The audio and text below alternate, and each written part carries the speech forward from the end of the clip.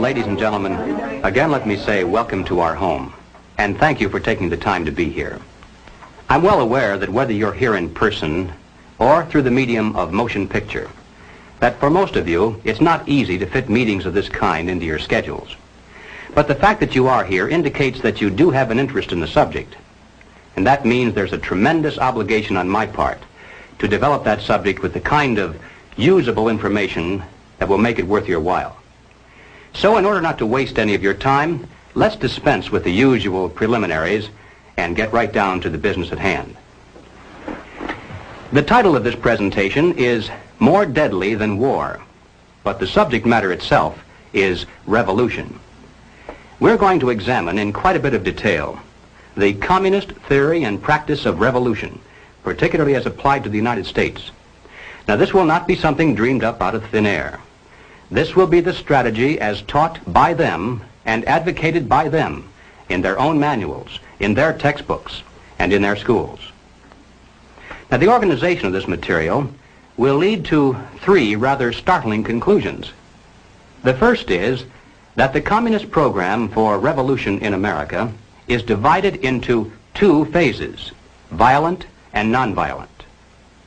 The second conclusion is that the strategy for violent revolution calls for chaos, anarchy, mass confusion and panic among the people, a crisis in government, and then, out of the vacuum, the sudden seizure of power by communist-led guerrilla bands. The third conclusion is that the nonviolent phase of revolution actually is more important to the communists and more potentially dangerous to us. Now, the strategy for this phase calls for the gradual transition of our government into a communist regime, done peacefully and legally, but under the banner of socialism. This, then, is the outline of the material that lies ahead. So, let's start right at the beginning with conclusion number one, which is that the communist program for revolution in America is divided into two phases, violent and nonviolent. Now, a good place to begin is with this communist booklet entitled On the Nature of Revolution, the Marxist Theory of Social Change. It was written by Herbert Aptheker, one of the leading theoreticians of the Communist Party in this country. And on page 11, Aptheker says, "The equating of violence with the nature and process of revolution is not correct. Violence may or may not appear in such a process, and its presence or absence is not a determining feature of the definition." Now, this comes as quite a surprise to many of us because for years we've been used to thinking of communist revolutions only as those which involve the overthrow of governments by force and violence. Now, that entire phrase has been written and spoken so often as a single concept that many of us haven't even considered the possibility that the communists might have another approach to their goal, that they might overthrow the government without force and violence, that they might in fact plan to come to power through means that properly could be called peace and politics. Now, in order to go any further, it'll be necessary for us to define a few terms. When the communists speak of the two kinds of revolution, they don't come right out and say so in plain English. Of course not. You see, they claim to be practicing something called scientific Marxism, and so they have to dress up these crude concepts in elaborate phraseology. For instance, when the communists speak of violent revolution, they describe it as a war of national liberation. Now, the so-called theory behind this is that the people of the country marked for takeover supposedly are an oppressed people. They're dominated by an imperialistic foreign power that has colonized them and exploited them. And so the communists claim that it's their duty, their historic duty, to liberate them from the yoke of fascism or imperialism or colonialism or whatever. Now, naturally, the communist orientation of the movement is played down. They prefer to identify themselves usually as a People's Army of Liberation or a National Liberation Front.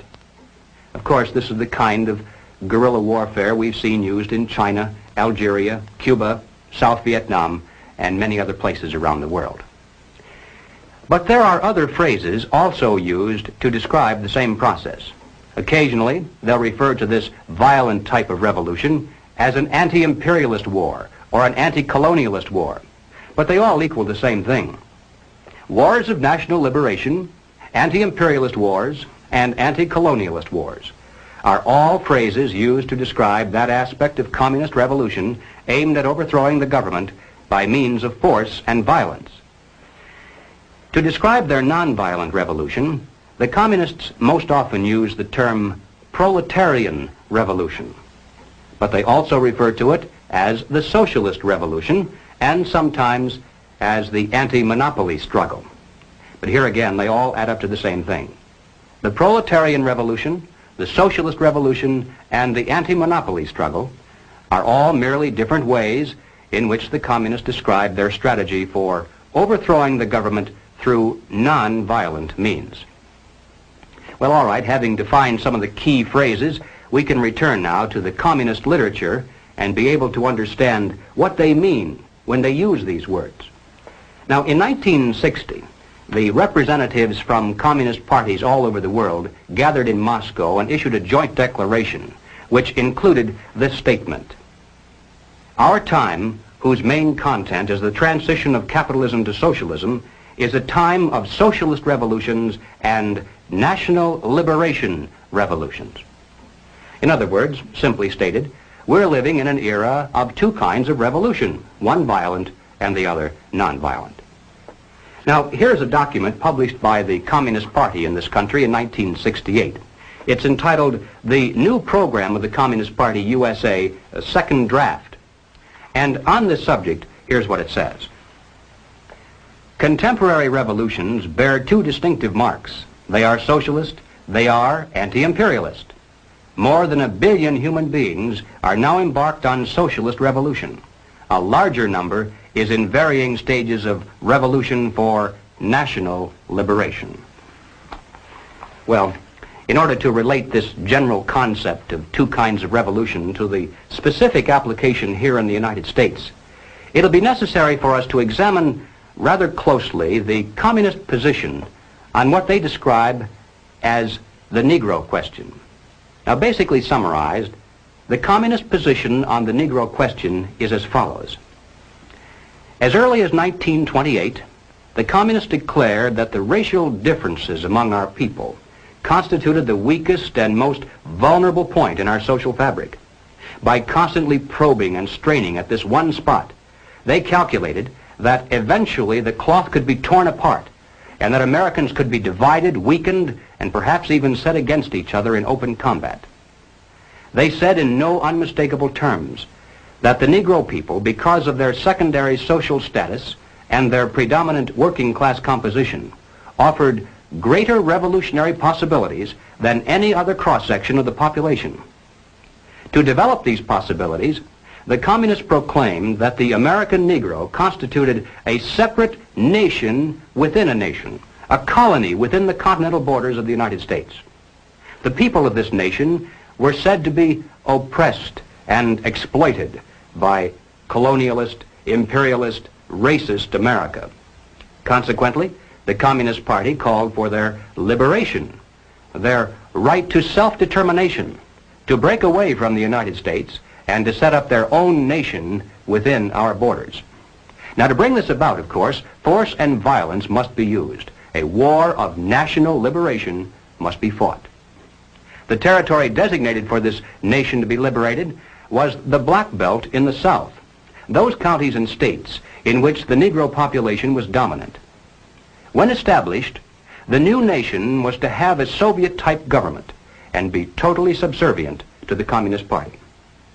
But, and this is extremely important, the communists made it clear from the very beginning that they could never hope to capture all of the United States with a war of national liberation, only part of it. You see, elsewhere in the world, the segment of the population supposedly liberated by the communists has been a majority segment. The peasants in China, the Muslims in Algeria, all the people in Cuba. But in the United States, our Negro population is in the minority.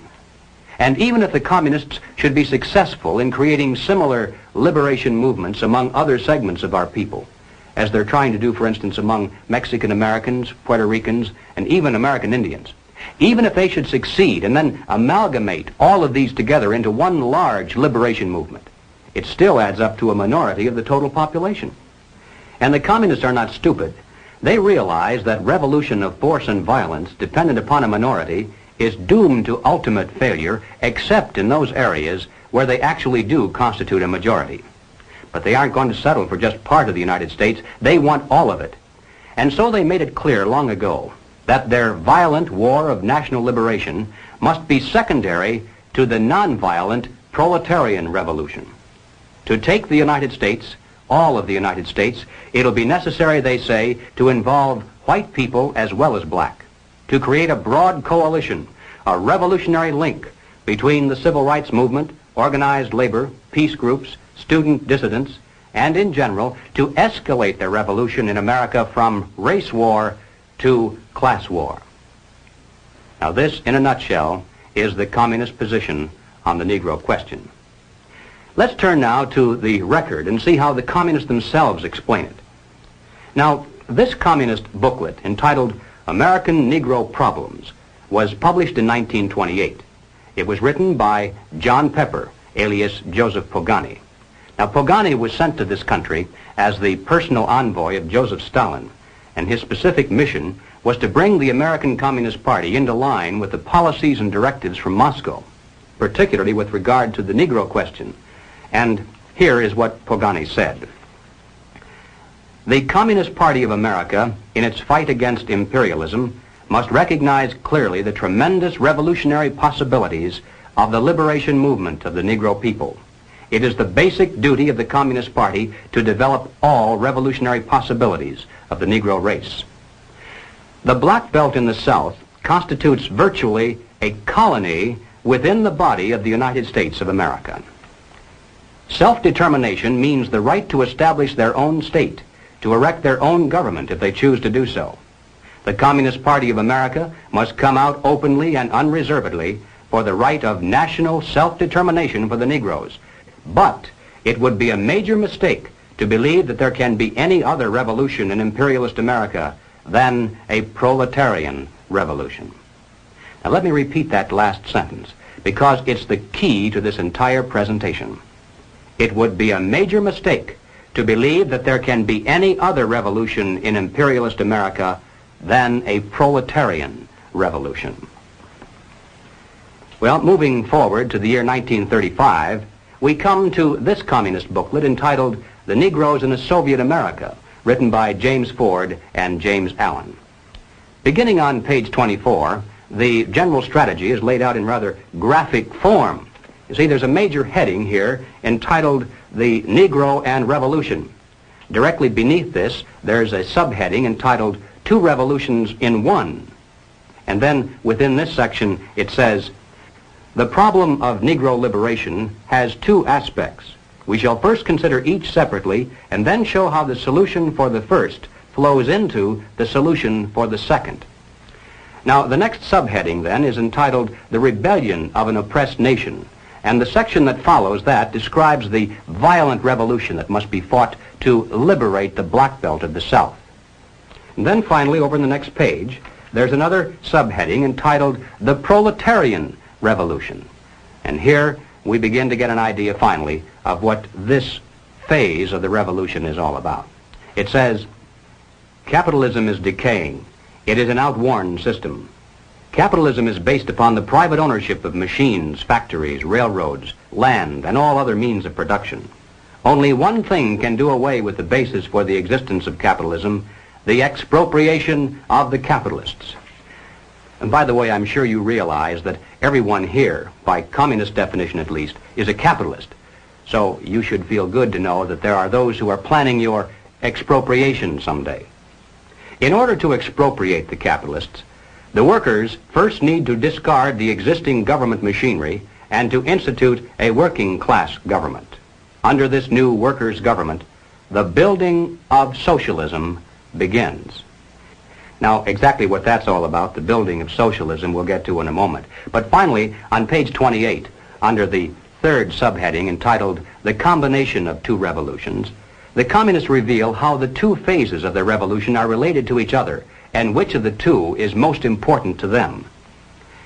Between the proletarian revolution and the revolution of the Negro people, there is a living link. This is the working class. Here reposes the leadership of the two aspects of the revolution. But the Negro communist is first and foremost the exponent of the proletarian revolution. Well, 1935 is a long time ago. And sometimes we hear it said that the communists have since abandoned this concept.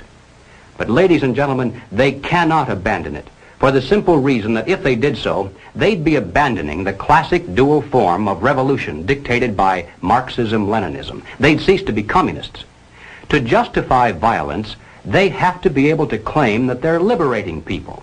And if people are to be liberated, then it's necessary to go through the motions, at least, of pretending that they have a right to form a nation of their own.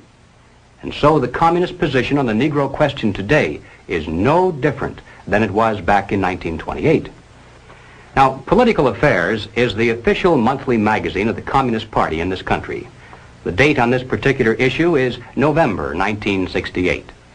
The feature article for that month was The Right of Black America to Create a Nation, written by communist theoretician Claude Lightfoot. Now, Lightfoot points out that many years of migration of Negroes into the North and of Caucasians into the South have altered the population statistics to the point where the black belt is considerably smaller today than it was when the communist position on the Negro question was first drafted.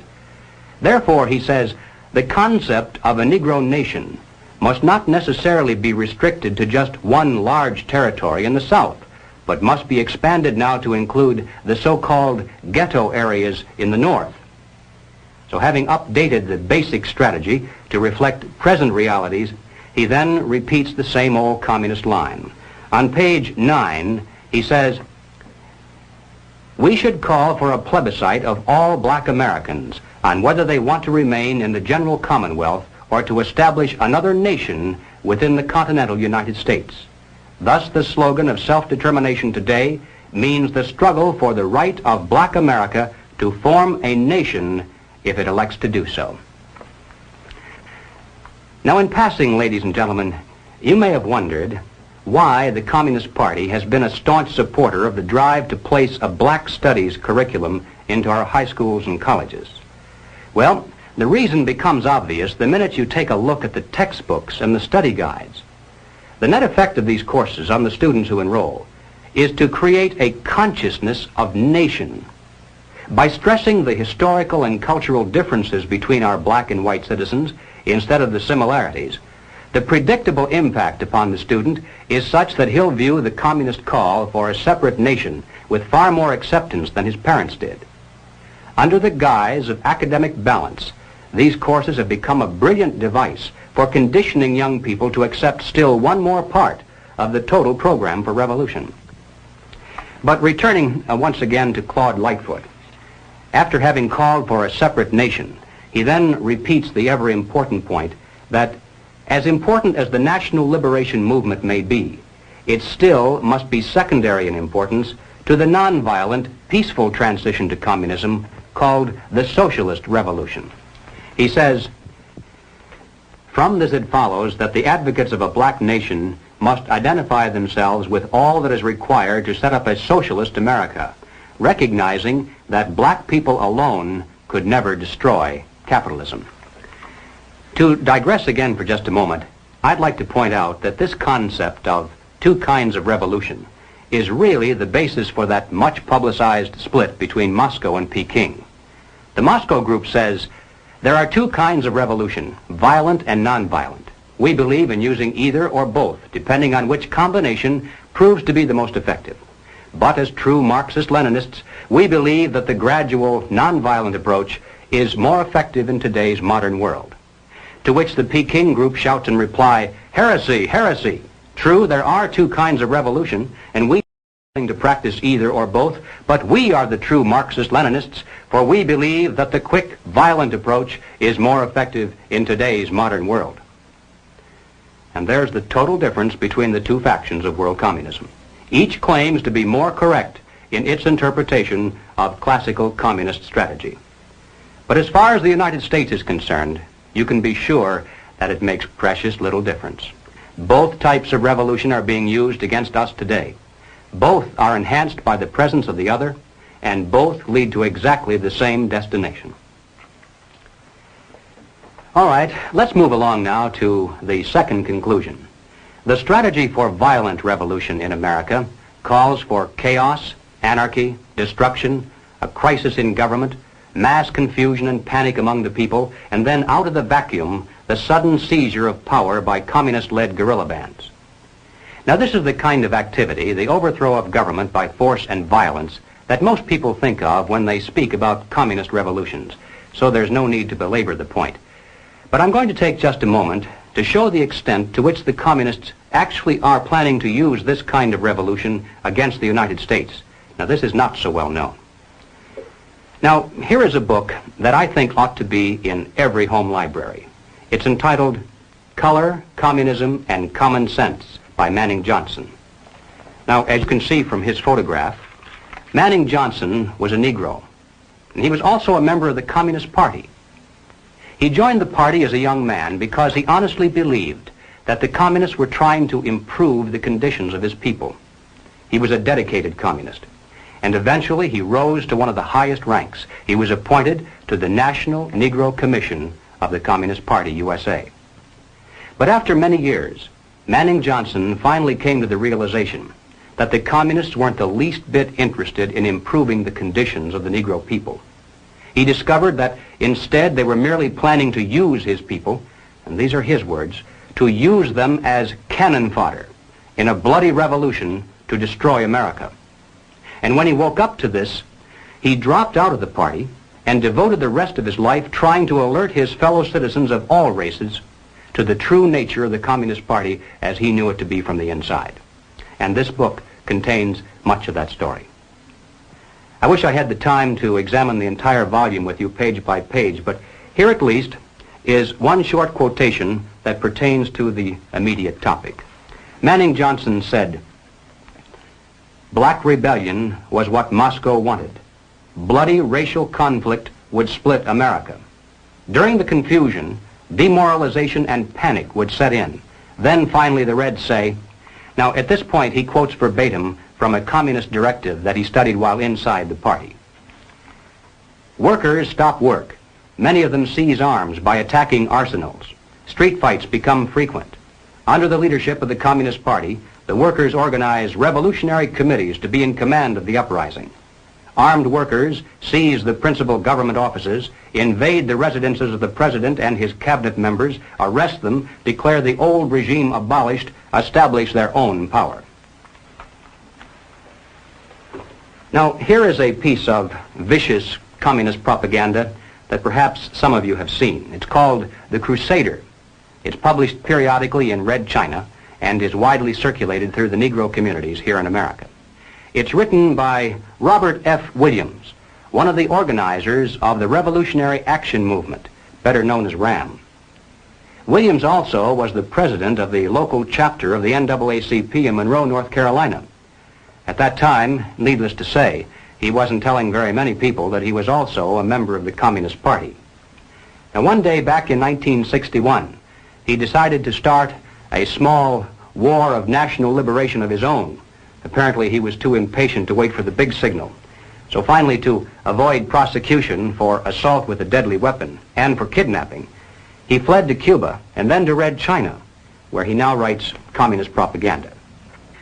One other thing you should know about Robert Williams is that recently he was elected by members of SNCC, CORE, RAM, the NAACP, and similar groups as the president in exile of something called the Republic of New Africa. Following the communist line in every detail, these men claim that they're the representatives of a new government and a new nation within the continental borders of the United States. They issued a demand to the State Department that a large segment of land be turned over to them as their rightful territory. The proclamation said that they're now prepared to negotiate in good faith the peaceful transfer to them of the southern portion of the United States. The implication being, of course, that if they don't get it peacefully, then they'll just have to take it by force and violence. Already, the Republic of New Africa has established a central headquarters in Mississippi, and its leaders in the north are actively recruiting a Black Panther guerrilla force and what they call a Revolutionary Freedom Corps, the RFC, from among black militant students to act as organizers and to set up local provisional governments, as they call them, in the so-called ghetto areas.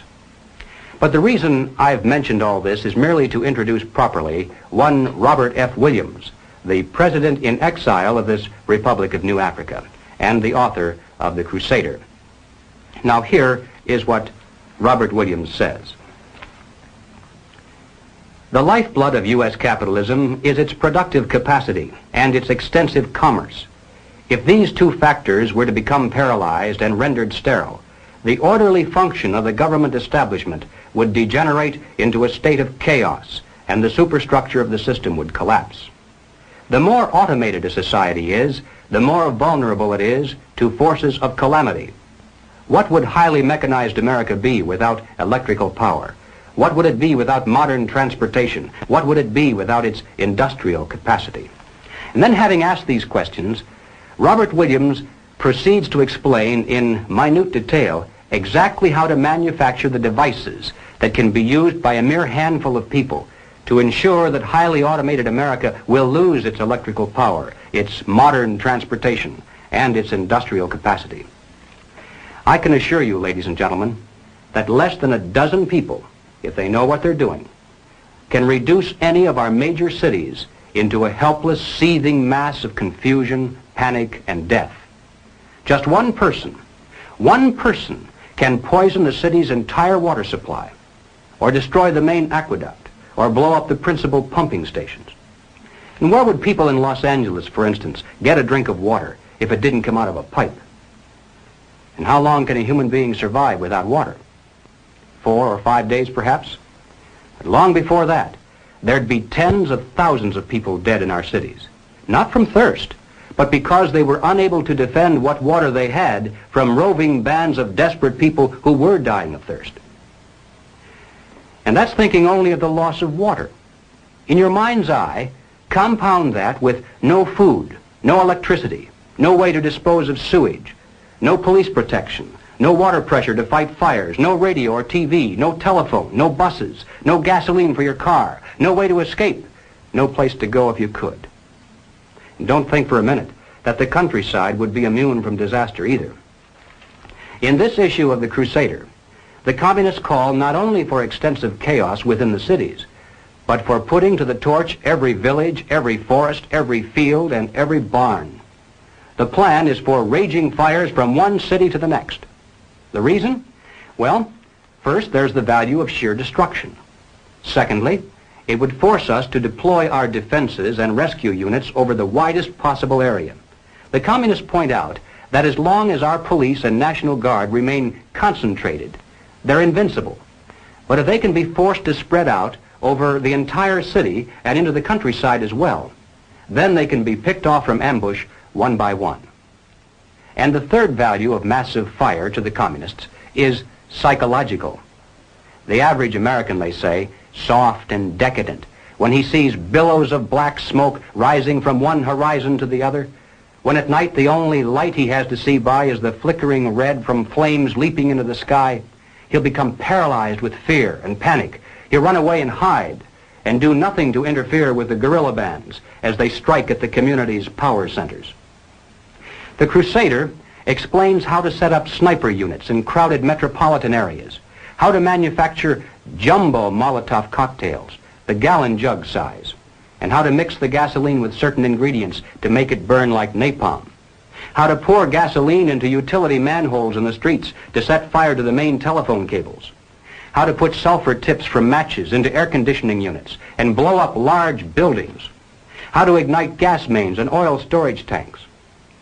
It explains how radio-controlled model airplanes can be used to fly explosive heavily guarded fences into gasoline storage areas or munition stockpiles. It even calls for infiltration into the National Guard units. Revolutionaries posing as non-militants for the purpose of getting free military training and for gaining access to critical military supplies and heavy weapons. And then, finally, Robert Williams says this: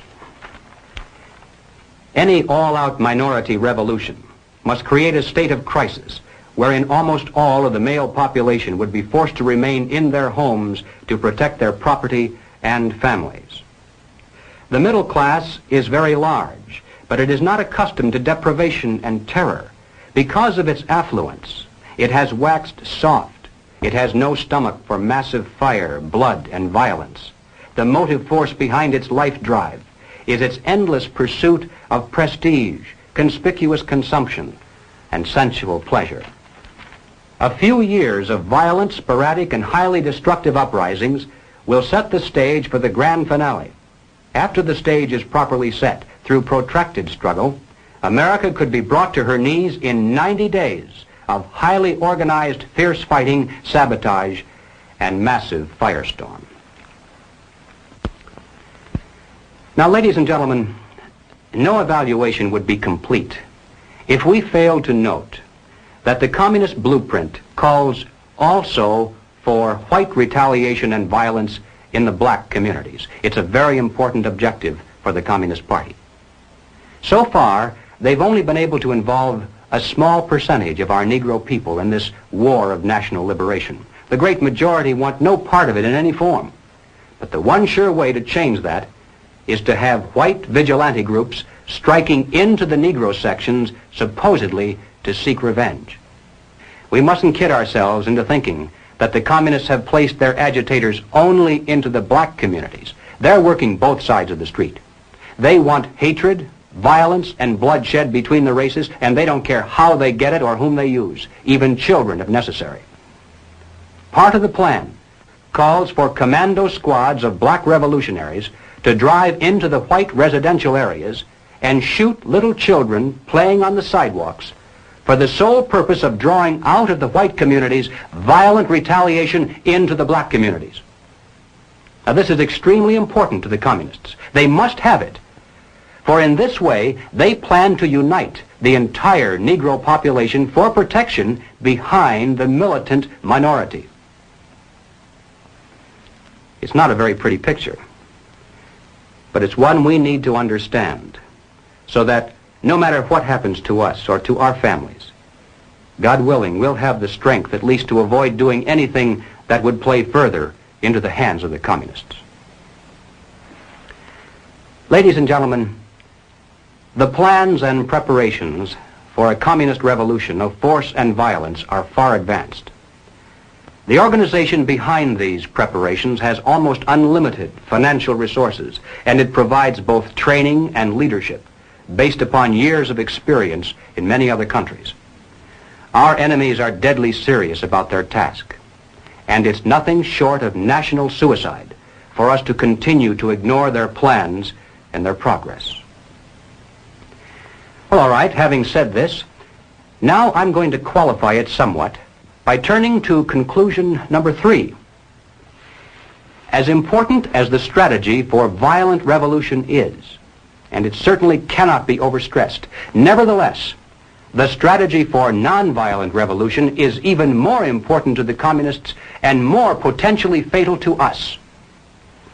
So let's turn next to that part of the total picture. Ladies and gentlemen, as pointed out previously, the communists can never hope to come to power over the entire United States through a so-called war of national liberation of a minority population. They can capture a large portion of it, and they can create an awful lot of chaos and destruction everywhere else. But to take the country as a whole will require an entirely different approach. The violent revolution becomes of primary value to the communists to the extent to which it can be used to condition the masses psychologically to accept the nonviolent revolution, which is offered supposedly as the only alternative. Hoping to avoid further violence and bloodshed, the public is to be pressured into accepting measures that will move the country gradually and legally toward communism, but without calling it that. The strategy of the proletarian revolution calls for the quiet conversion of our government into a communist regime, but under the banner of socialism. Well, what is socialism? All right, let's define it. According to the dictionary, socialism is a political concept based upon the principle of government ownership and control of property, the means of production, and the avenues of commerce. But the important thing, as far as this presentation is concerned, is how do the communists define it? And this is where many people are surprised to learn that the communists have an entirely different meaning for the word socialism than the average American has. Did you know that there isn't a single communist country in existence anywhere on earth? That's right, not one. Russia isn't a communist country. Red China isn't. Cuba certainly isn't. These are socialist lands. That's how communist leaders always describe them. You see, according to the teachings of Karl Marx, communism will come to this world only in some future utopian era, when men will have learned to live together in perfect harmony, when they'll no longer be greedy or competitive, when they'll want to share equally with their fellow human beings and have nothing better than anyone else. When this comes to pass, there'll no longer be any need for police or for government of any kind. And then, he said, the state will wither away. When that happens, said Marx, it will be communism. In the meantime, comrades, whenever we come to power, we shall call it socialism. So the next time you hear a communist spokesman stand before a college audience or a TV camera and say innocently that all the communists are doing here in America is working for socialism, you must understand what he means by that word. What he's really saying is all the communists are doing is trying to bring to America exactly the same thing they now have in the Soviet Union and Red China. Now, they can call that socialism if they want to, but most Americans, I think, would describe that over there as communism. The new program of the Communist Party on this subject has this to say. The term socialism describes but the first stage of a new society that in its full development is called communism. Socialism is a transitional stage. Well, the important question, though, is why do the communists promote socialism? Is it merely because they honestly believe that it's a necessary transitional stage to some higher, more perfect form of society? I don't think so. I doubt very much if the communist leaders believe their own fairy tale. And I'm sure they're not so naive as to believe that their present super state is ever really going to wither away. But they promote socialism just the same because they know that socialism, by definition, means control over people. If the government owns and controls all property, all means of production, and all avenues of commerce, then it controls all people. If we're dependent upon the government for our food, our clothing, our shelter, our jobs, our medical care, then we're far more effectively controlled by those who hold political power than if they stood over us with soldiers and weapons. Some years ago, I happened to attend a meeting where several anti-communist refugees from behind the Iron Curtain were called upon to relate their personal experiences. Some of the questions that came from the audience were rather naive, I suppose, because finally one of the refugees spoke up and he said, "You know, you Americans have funny ideas about life under communism. Apparently you think there's a communist soldier standing on every street corner with a rifle and bayonet to keep the people in line. But this isn't so." He said, "Oh, sure, in the beginning there were plenty of soldiers and executions and deportations to slave labor camps, but we don't see much of that anymore. The open violence lasted only for about a year or a year and a half, and then the anti-communist leadership was liquidated. And now, to the casual observers, there's a great deal of apparent calm and freedom." For instance, he said, "I lived in the largest city in the country. We had a large park there directly across the street from a beautiful church." He said they left one church open. one in the entire country, primarily for guided tours of visiting Americans who had come to see if religion was being persecuted. He said, "Theoretically, anytime I wanted to, I could have gone into that park, stood on a bench, and spoken out against communism. Then I could have walked across the street into that church and knelt down in prayer, and I wouldn't have been arrested or bothered in any way.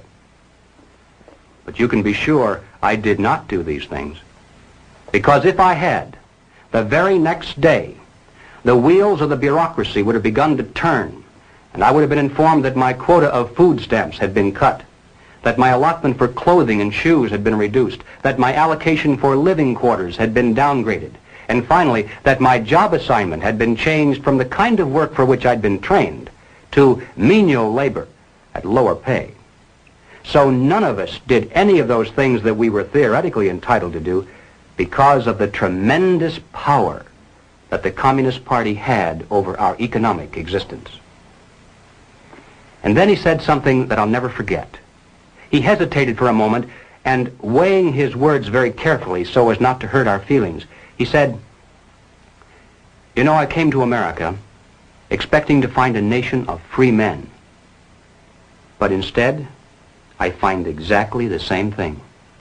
Everywhere I look, I see men and women who know that communists are making headway in this country. They know that something must be done and that someone must stand up to them. But they themselves do nothing. They remain silent because they're afraid that if they speak out or take a stand publicly, it'll be bad for business. They may lose a client. They may even lose their jobs. Or perhaps they're receiving a regular government check and already are too dependent upon some of the very people and programs they know they should oppose." And then he said, "These men voluntarily have gone behind the Iron Curtain. They're already taken over by the communists.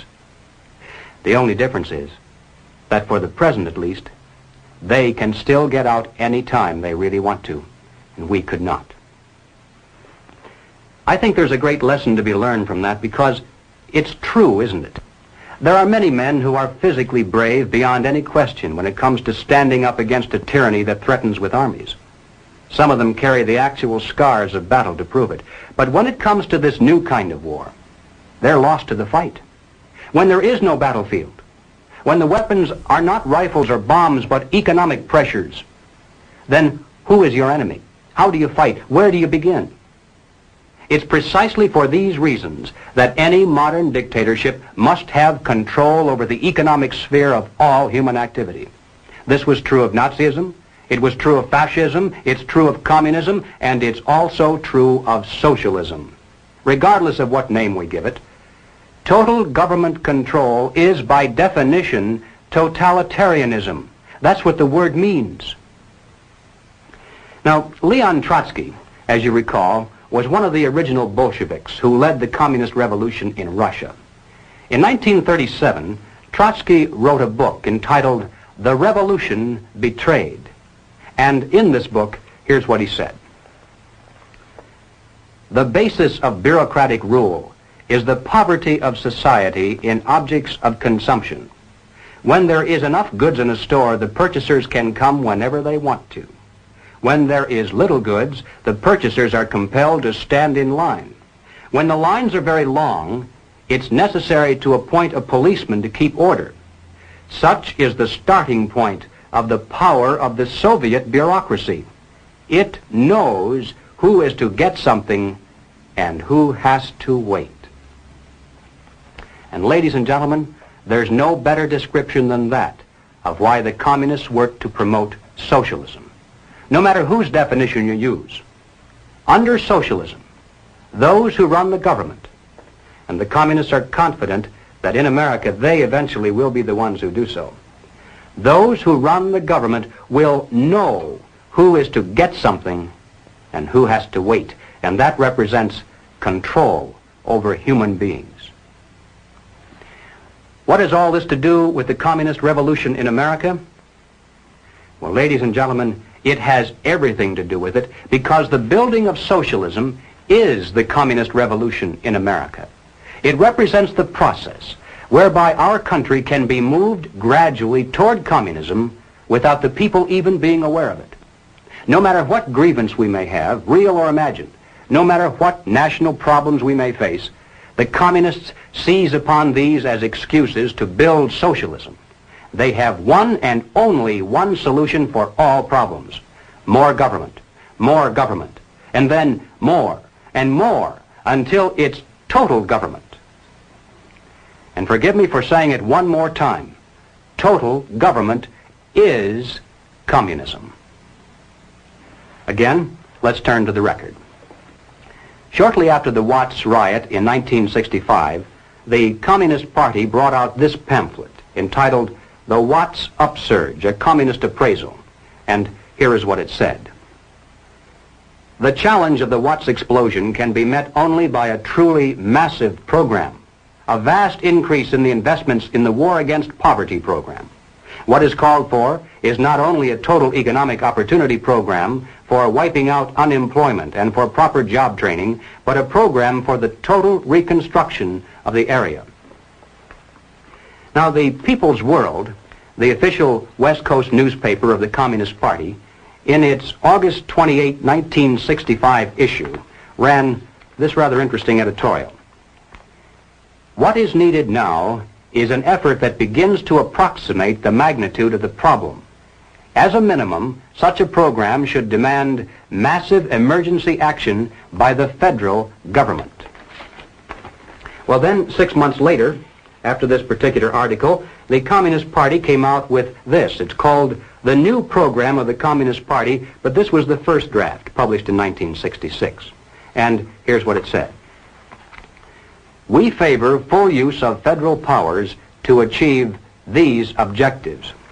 Now, as I read this, listen carefully to see if it doesn't sound familiar, perhaps like something you've heard from more respectable sources.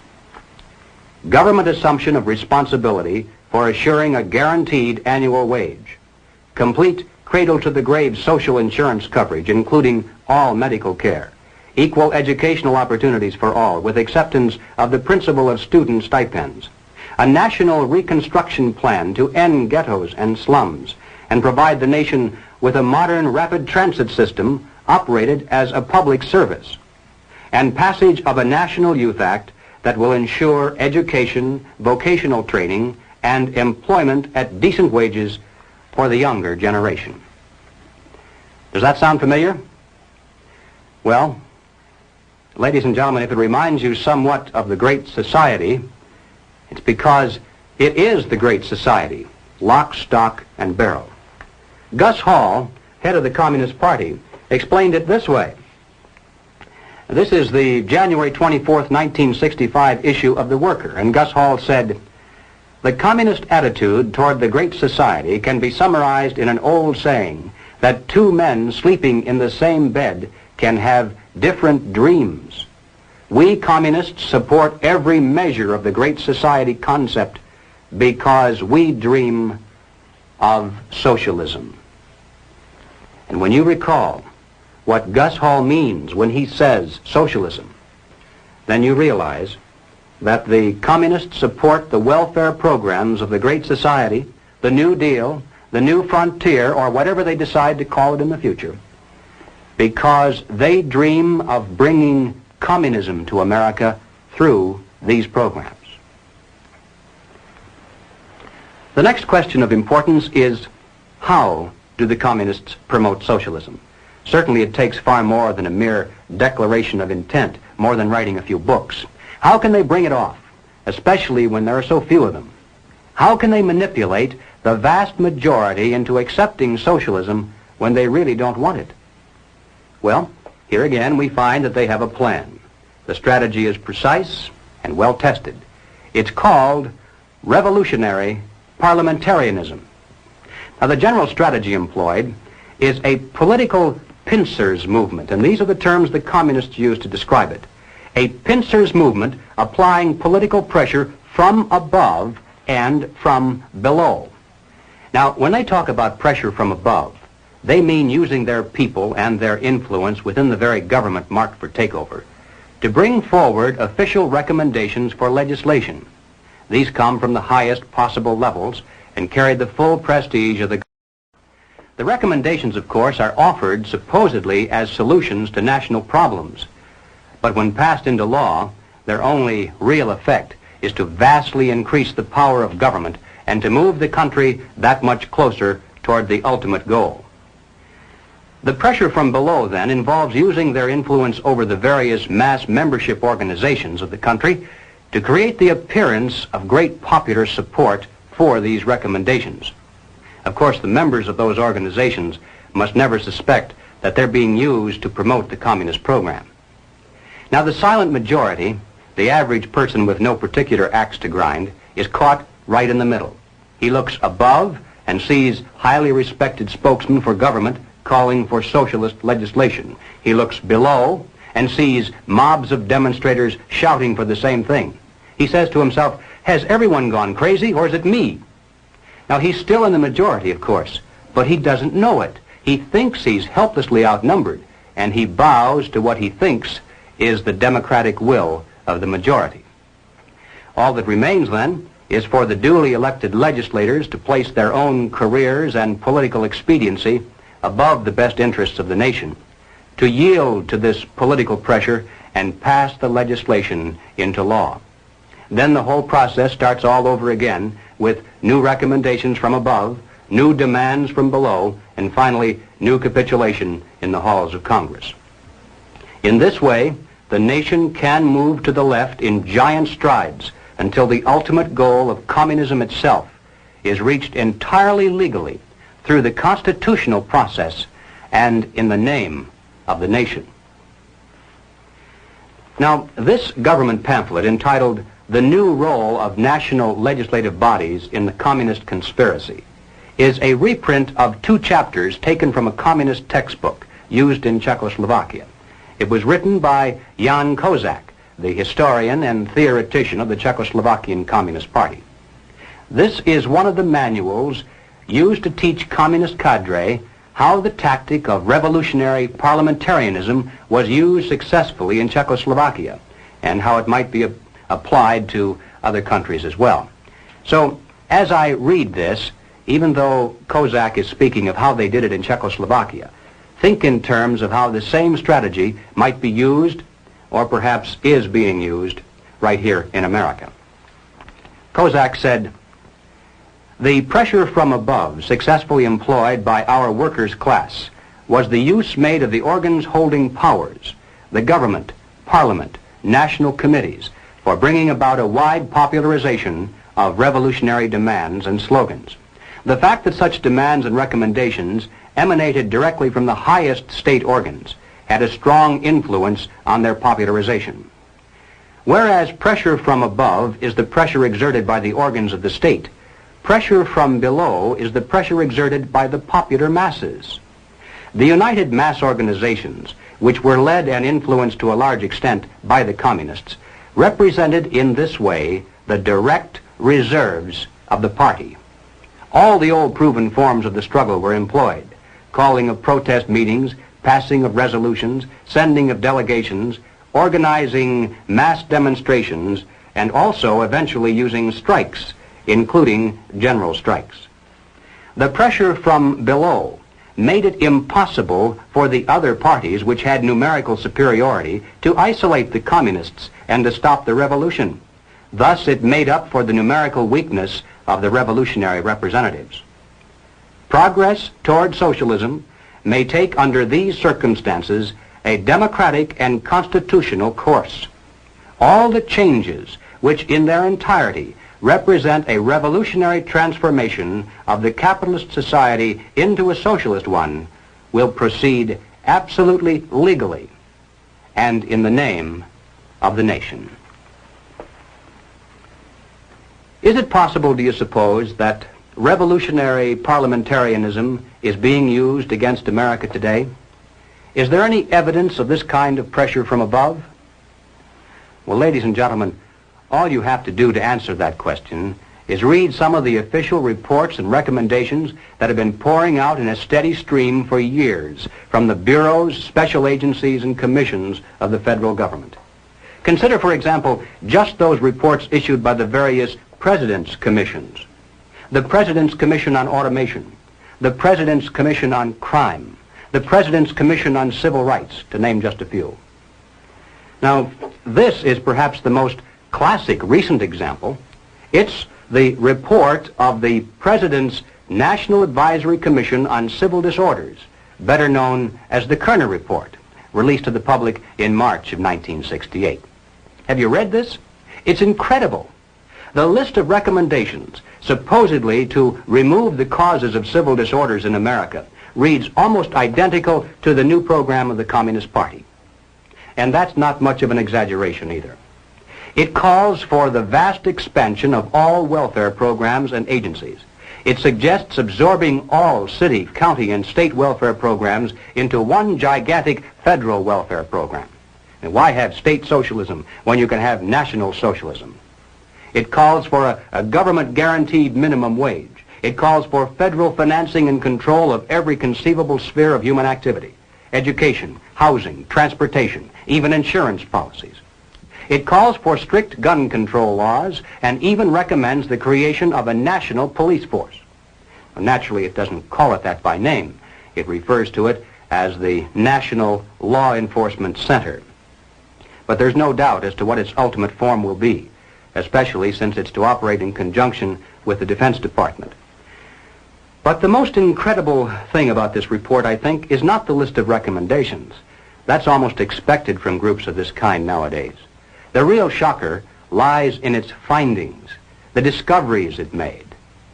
Here was a body of men, highly respected, with the prestige and financial resources of the federal government at their disposal. Their task was to uncover all of the causes of civil disorders in our land, and to do so impartially with favor or malice to no one, let the chips fall where they may. Now, would you suppose that the Communist Party played some tiny, microscopic role in the riots, the campus disorders, the assaults against police? Well, you're mistaken. Just because the leaders of these revolutionary movements carry the Viet Cong flag, pay homage to Che Guevara, travel frequently to Moscow and Peking, preach against capitalism, promote the building of socialism, follow the communist line without deviation, and move in perfect unison in every major city, that doesn't prove anything. According to the Kerner Report, the communists are playing absolutely no role at all in civil disorders. Look it up in the index. Here's a book with over 600 pages of fine print dealing with all of the causes of civil turmoil. And the words communism or communist aren't found even once. Not even to say that they looked into it and found it not to be an important factor, which is the expected cliche today. Apparently, the internal threat of communism is no longer even worth looking into. But what about the other half of the pincers? Is there any evidence of pressure from below? Well, consider the nature of such things as the mass action tactics of the Selma March of 1965, the various peace marches and civil rights marches held in almost every major city in the intervening years, the Poor People's Campaign and Resurrection City. What are these? Do they truly represent an expression of the majority of Americans, or are they merely well-organized pressure groups putting on an impressive show to create the illusion of vast popular support? And what effect does this have on Congress? Every time there's a new show of strength, doesn't Congress buckle under the political pressure and pass into law the recommendations previously made by some commission or agency of the federal government? And hasn't the silent majority been caught between these pincers? And hasn't the country been taking giant strides to the left through our constitutional process and in the name of the nation? The entire process was best described, I think, by Martin Luther King. He wrote an article for Saturday Review, which appeared in the April 3rd, 1965 issue. And here is how he described it. The goal of the demonstrations in Selma, as elsewhere, is to dramatize the existence of injustice and to bring about the presence of justice by means of non-violence. Long years of experience indicate to us that Negroes can achieve this goal when four things occur. 1. Nonviolent demonstrators go into the streets to exercise their constitutional rights. 2. Racists resist by unleashing violence against them. 3. Americans of conscience, in the name of decency, demand federal intervention and legislation. And 4. The administration, under mass pressure, initiates measures of immediate intervention and remedial legislation. And that, ladies and gentlemen, is a perfect description of how pressure from below is being used in America today to further the nonviolent proletarian revolution. You know, it always bothers me when I have to agree with the communists. It doesn't happen very often, but every once in a while I'll read something in the communist press that is 100% correct. It comes out in their favor even without their having to lie about it. And here's an example. In the People's World, the January 29, 1966 issue, the communists said, "The problem is that the power structure that runs both of the old political parties seems to have great difficulty in comprehending what is taking place in the Negro freedom movement. They don't know a revolution when they see one." And all I can say to that is amen. They sure don't. They call it everything under the sun except a revolution. And they're the same people, by and large, who still tell you it can't happen here. Ladies and gentlemen, not only can it happen here, not only is it happening here, but it has been happening here for years. The problem is that most of us haven't been able to recognize a revolution in all of its forms when we saw one. Well, all right, so what do we do about it? What are the countermeasures that need to be taken? And where do we begin? We begin by knowing what not to do, because if we do the wrong things, obviously that's worse than doing nothing at all. For example, as I'm sure everyone here is well aware, we must not be led into placing the blame for the riots, the civil disorders, on the Negro people of our nation. Even those few who are promoting hatred and violence in the black communities are not themselves the cause. They're merely being used by forces far bigger than they are to promote the violent phase of the revolution in America. Just as many white people are being used, I might add, by those same forces to promote the nonviolent phase. Secondly, and this too almost goes without saying, we mustn't resort to violence either as a means of furthering political or social goals. And we must do everything humanly possible to discourage others from doing so. Third, we must not be fooled into thinking that the causes of our civil turmoil are such things as poverty, poor housing, lack of education, and similar social or economic factors. As a matter of fact, most of today's self-styled revolutionaries, black and white, come from good homes, could earn better than average incomes if they wanted to work. And in fact, they're products of some of the finest institutions of higher learning. We shouldn't be indifferent to the social and economic conditions of those in need, and we should do all we can within the concepts of economic and political freedom to improve those conditions. But let's not kid ourselves into thinking that these are the causes of our national problems today. Fourth, we must not look to the expansion of government and government programs as the solution. As I hope I've made it clear by now, this is exactly what the communists want us to do, because it's the very process whereby they hope to come to power in this country through nonviolent means. These are the things we must not do. What then does that leave on the positive side? Well, first of all, and perhaps most obvious of all, we must support our local police. But that means a lot more than just putting a bumper sticker on the car. It means taking an active interest in civic affairs to ensure that the police aren't saddled with so-called civilian review boards. Nothing can be quite so damaging to police morale and efficiency as converting every arrest into a trial of the policeman instead of the criminal. To support your local police also means making sure they remain independent of control from Washington. And don't forget, whatever the federal government finances today, it shall control tomorrow. Next on the list, we must recapture the American faith in the free enterprise system. Capitalism has become almost a dirty word in some places, mainly because its defenders were busy enjoying the fruits of capitalism, while its enemies were busy writing books and giving lectures. Consequently, capitalism has retreated steadily before the onslaught of socialism, and now is struggling for its very existence. Young and old, we must become students again, and study the theories of Madison and Jefferson, Bastiat and von Mises, just as intently as our enemies pursue the pages of Marx and Lenin, Galbraith and Keynes. Not only must we become grounded in theory, but we must become advocates and spokesmen as well. We must know what we stand for as well as what we oppose. Next, and this is probably the most difficult task of all, we must carry this message regarding the dual nature of communist revolution to our friends, our neighbors, our business associates, and everyone who will listen.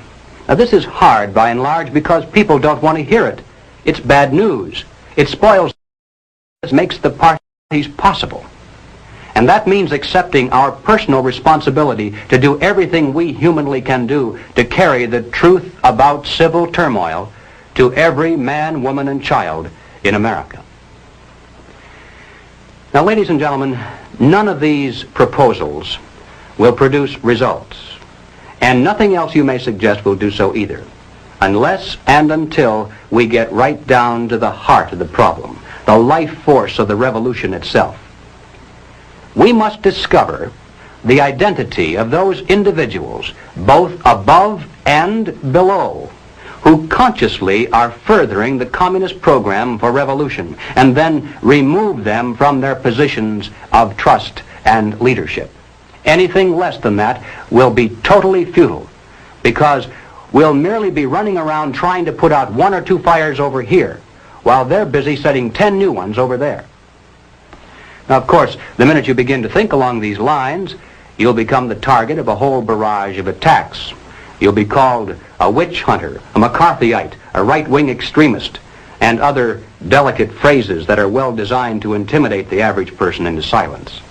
If that doesn't work, then you'll be called a fascist, or at least a dictator, because supposedly you want to deny basic constitutional freedoms to a small group of Americans just because they happen to hold political views that are different from yours. How many times have you heard that? And you know, at first it sounds almost convincing. But the argument is a trap. And the bait inside that trap is the hidden assertion that the Communist Party is merely a political party. Now, if it were a political party and that's all, then of course we would have to grant them all the same constitutional rights and immunities as other loyal American citizens. But if the Communist Party is not a political party, if it is in fact a supranational organization dedicated to world conquest, if in addition to political means it also uses military means, economic means, propaganda means, bribery, blackmail, treason, murder, and any other means that suit its purposes, then its members are not political by nature, are not loyal to the United States, and have no legal or moral claim to constitutional liberties. There's no such thing as absolute freedom. For every liberty, an equal and opposite restraint is required. For example, in order for us to enjoy freedom of speech, it's necessary to deny others the freedom to come in here and break up this meeting. The logic of liberty is that it must stop short of the liberty to destroy itself. And if we're to preserve the freedoms we cherish in this land, then we mustn't be tricked by clever propagandists into giving the Communist Party the freedom it seeks to destroy freedom for us all. Well, now, ladies and gentlemen, I'm going to close this presentation with 2 observations that I know you may not want to hear, but they must be made nevertheless. The first is that this struggle in which we're now engaged, in a very real sense, is more deadly than war. Call it what you will, Cold War, revolution, struggle, whatever. The present stakes are higher than in any other war we've ever known. After all, why do we dread war? Well, there are three reasons: death, destruction, and human suffering. But ladies and gentlemen, if communism should ever come to America, we'll face more death, destruction, and human suffering than any people in history has ever faced at the hands of their invading conquerors. And it would make no difference whether the road to communism were traveled violently or non-violently. The so-called expropriation of the capitalists that would lie at the end of that road would constitute one of the greatest bloodbaths of history.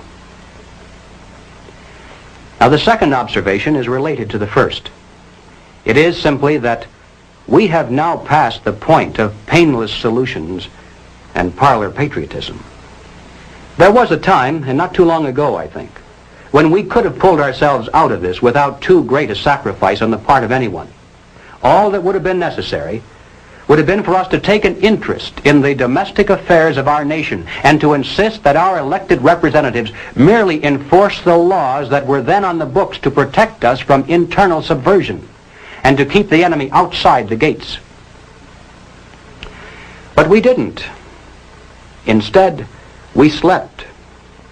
And one by one, those laws were stricken down by the Supreme Court. Congress failed to repair the damage, and our defenses are no more. Now the enemy is inside our gates. He is on our streets. He is in our halls of Parliament. And now there is hell to pay. Our enemy is not going to leave quietly just because we suddenly discover him and ask him to go. Hardly. The nature of tyranny is such that, like the barb on an arrow, it goes in easily. But the price of pulling it out is a piece of flesh. Now let me be more specific. Before we finally win this battle, and I should hasten to say that there's no doubt in my mind that we're going to win. I'm increasingly convinced of this. But before we finally do see victory, it's now inevitable that some of us, even in this room, will lose our lives in the communist revolution that already is raging around us. I can't tell you who it's going to be, of course.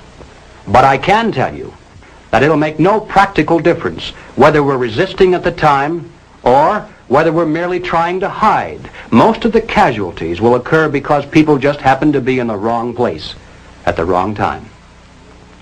Now, I mention this not to suggest that we all grab our guns and groceries and head to the hills.